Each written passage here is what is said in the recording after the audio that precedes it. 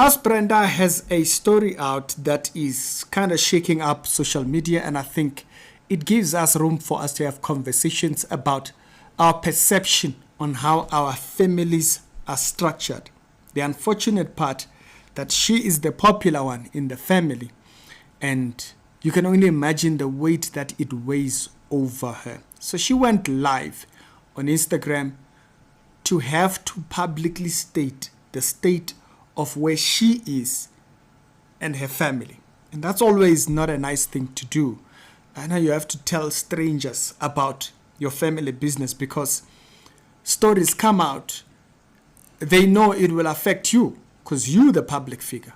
You know, if they come and said, I was beaten, people just take it like that. Or somebody comes out and says something, people just take it like that because you the celebrity. When I'm listening to this, it just echoes that. Literally just echoes that. But from a different light. From my side, I see it from how I was supported by the family. But then from her side, unfortunately, this story for me, it felt very much like that. I could only imagine what it's like for her. It's the reality show.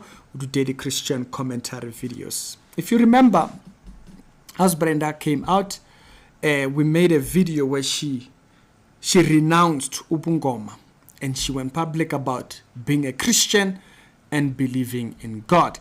Now, there was a articles that were posted concerning this entire matter and whole nine jazz, and so we spoke about that. So this interaction unfortunately happens with her mother. And you know, there may be people that may be saying she's the problem, whatnot, but there's something that happens in the video. At about 3 minutes of the video, this is what you hear over here. So it's been a while, they've been dragging her name. So now come out, let's have a conversation. Just give it a little bit of time so we can hear the situation out. It's been long that you've been saying that I've been beating you and stuff.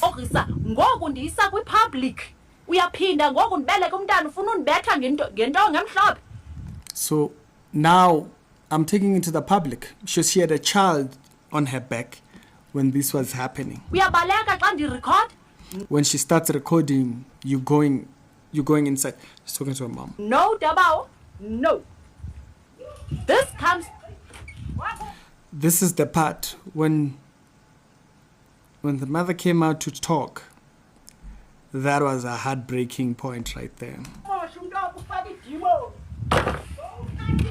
What?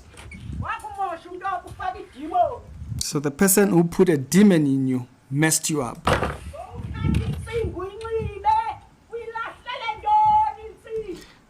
Oh my goodness.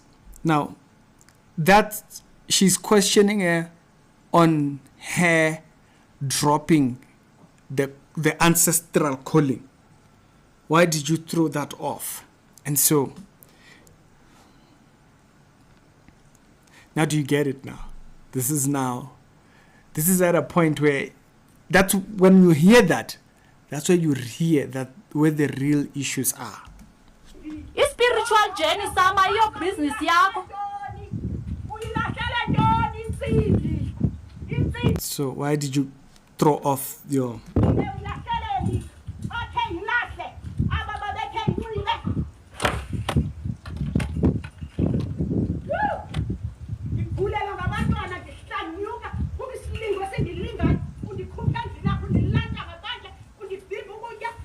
It's not my responsibility. Listen to what she says. Listen to what the mother is saying. Mother is complaining about not being given food. Do you hear what the issues are? So now, when the debate comes up, the things that the mother complains about, it's what she feels her daughter should do for her. And you know, this is a sad situation. For us, it's stories and stuff, but we have to remember these are real people's lives here. Have a little mercy when you're talking concerning these things, because you have to understand what's the issue here. And during the discussion, that's where you hear the issue. You don't listen with the feelings. You listen to the real intent. Listen to that part.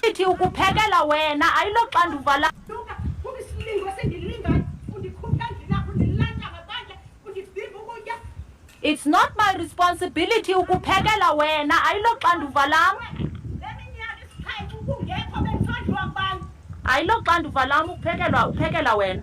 Kwaleyo, that is abusive behavior. Thank you.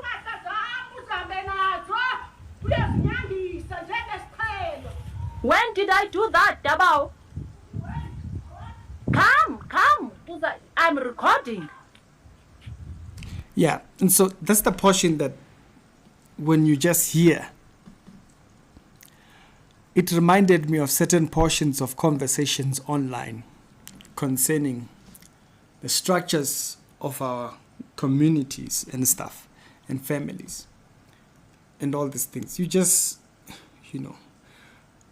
if someone becomes successful in our family, we feel like they're responsible for everybody, and that weight you're not going to carry. And it reminded me of a conversation that Israel did when he went to McG's podcast right here.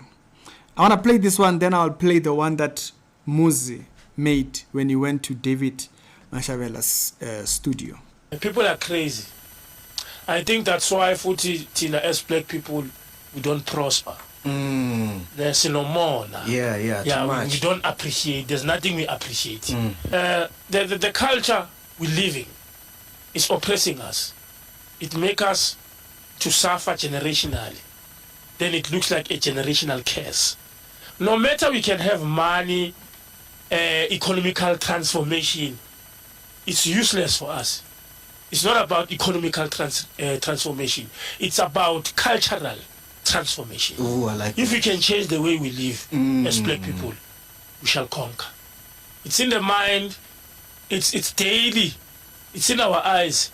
It's not in the Bible or in the parliament or Melozube Nemfen or Riobo Pamapandi to make it. It's basic skills, domestic rules, how to respect, being clean, pick up a paper from the ground, put it in the dustbin, don't pour water in the street because there's a drain.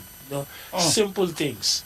Sometimes our life make us to hate ourselves. There's a lot of black people, it's a problem.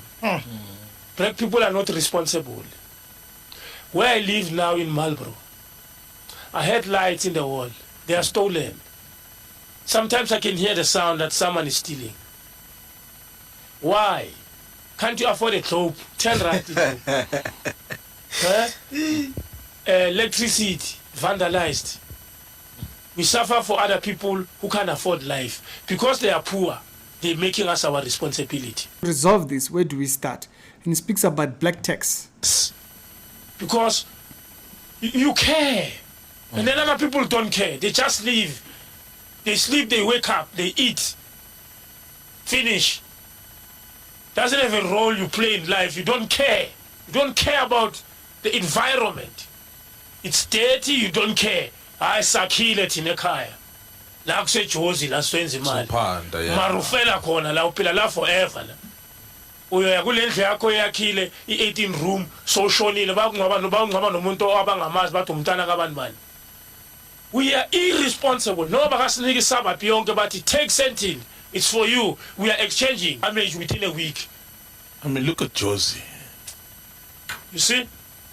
We are a problematic nation as black people. Bazangixolela abantu abamnyama. Nami I'm categorized as black. Yes. I'm African. I feel the pain because I want a change. How can we change as people and live better? Because it's been happening forever. No. Mopela se TV gloli zindlu gloli 4 room Everyone must have a house. We have to kill this thing of breadwinner.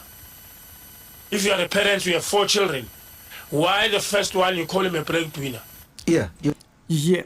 So he's talking about the breadwinner part there. That's You're saying black tax, yeah. Yeah. black tax is a major problem because it goes generationally. A life of a black child is very difficult because a success of a black child has to be a success of many people. If I'm successful, I want to make my father happy. I want to make my mother happy. My mother's got sisters. You think you are a hero. You can't satisfy everyone. I remember moving out, I think about 2013, 14 or somewhere around there, 14, 15. And when I did that, work-wise and stuff like that, went out hard trying to hustle and find stability, right? And it didn't go. It didn't go as planned. And I spent a few months on my cousin's couch, and then out wherever I would go, I never had, when the mother is saying those things, you hear her completely go silent. That's the last thing you want to hear. You want to hear your parent telling you how you are not doing this, you are not doing this, you are not doing this, and all that in Tahwajas. It's, she's not able to do for herself. I learned true fatherhood from my stepdad. He said, "Nah, you don't take earning 3,000 and then bring 3,000 to try and be contributing for rent. Advance yourself. Try and get yourself out there." And so I was able to work knowing that I have that, right? And so go to my cousin, they would never ask me about buying this. It's just, dude, get yourself ahead.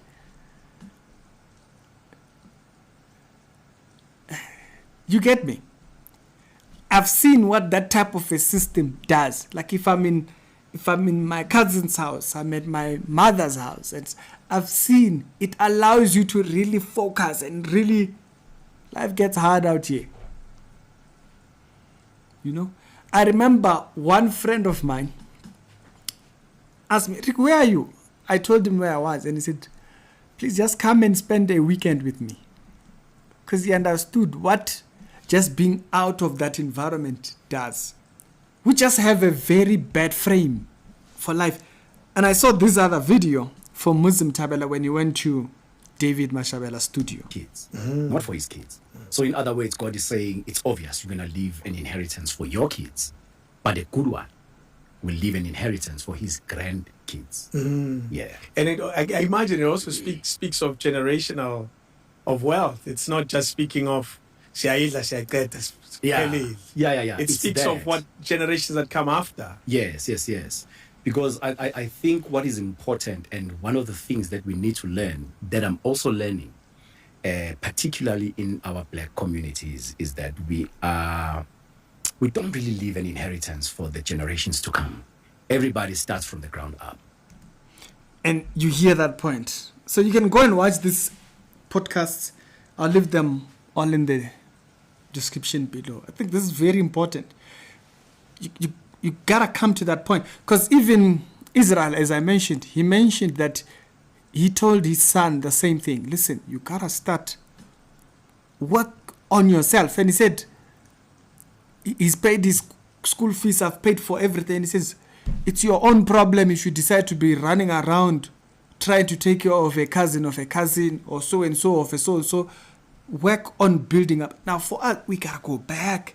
We're always trying to go back, and none of us is making that kind of money anyways. That, hey, you should have done what? You don't need that. And in our supposed communities, whatever we call them, it was very terrible. We do not know how to motivate. We don't remember. Hey man, this person was here, and they're not there. Like I said, when I moved back to my parents' house after moving out, even when I wanted to continue, they said, no, save your money, take your money, advance yourself. We need that. Keep pushing each other.